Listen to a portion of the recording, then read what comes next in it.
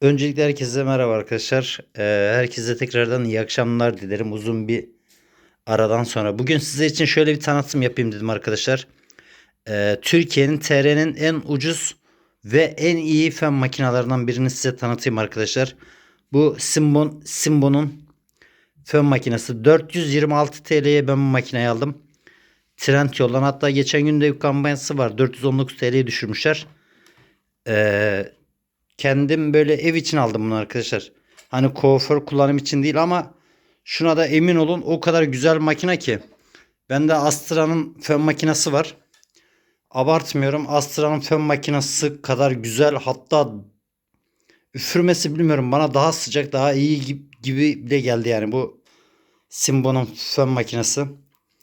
Ee, Gayet güzel, ev için aldım. Evde kendi saçlarımı kurutmak için. İşte annem falan var, onun kendi saçlarını falan kurutmak için. Yani çok hızlı makina.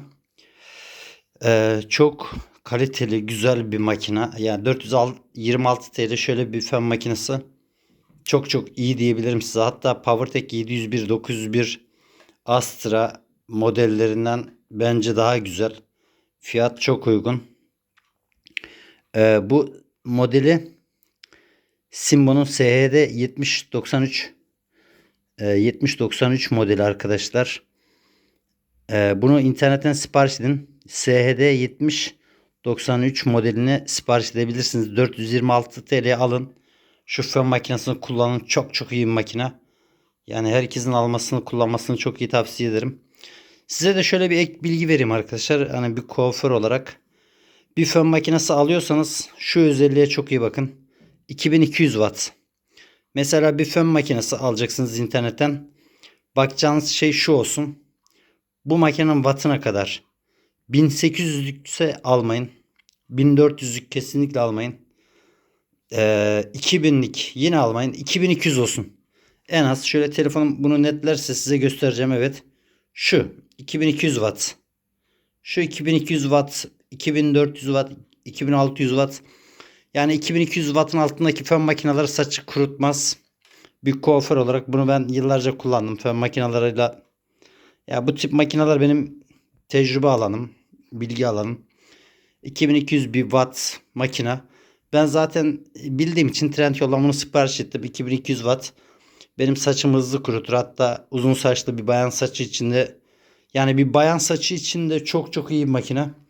Geçen de Media Market'e girdim. 3900 TL'ye bana bir makine önerdi. Yok bilmem üfürmesi güçlüymüş, yok şey güçlüymüş. Yani o kadar para vereceğim. Yani 4000 TL yakın bir para vereceğim ama şu makina online'ı. Yok üfürme gücü falan filan diyor. Bilmem neyi diyor. Ama şu 426 TL aldığım makine onunla aynı diyebilirim size. Hatta daha iyi ısıtma gücü var. Şöyle takayım sizler için, bir de test yapayım. Hatta ben bu makinenin şey yapacaktım. Kutusunu bulamadım. Kutusunu eee, aradım bulamadım arkadaşlar. Bulsaydım kutu açılımını size yapacaktım ama kutusunda ben ekstra bir şey görmedim herhalde. Ben öyle tahmin ediyorum. Sadece kendi işte bu standart haliyle geliyor. Ekstra başlığı var mıydı onu da hatırlamıyorum. Da bulamadım. Bulsaydım şey yapacaktım. Size tekrar kutusunu da gösterecektim ama kutuda herhangi bir şey görmedim. Siz yine internetten bakarsınız. Kutusunun içinde ekstra bir şey var mı? Size şöyle bir makine açayım. Gücünü şöyle birlikte bir görelim arkadaşlar. Makinenin gücünü. Yani inanılmaz güçlü. Yani çok çok çok iyi bir güce sahip. Isıtması inanılmaz güzel. Çok güçlü bir ısıtması var. Yani ortalama bir erkek saçı 1 dakikada kurutuyor yani.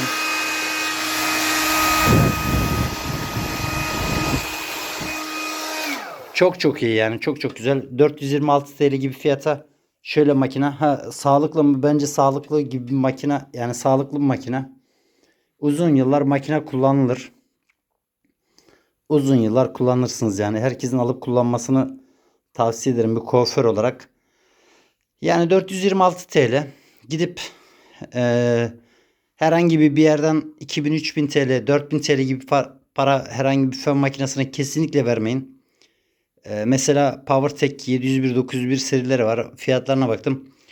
900-950 TL'yi bulmuş. Yani ev kullanım için şu makine çok çok iyi. Simbo. SHD 7093 modeli. Bu makineyi alın arkadaşlar. 426 TL. Türkiye'nin TR'nin en ucuz makinesi diyebilirim. En ucuz ve en güzel makinesi.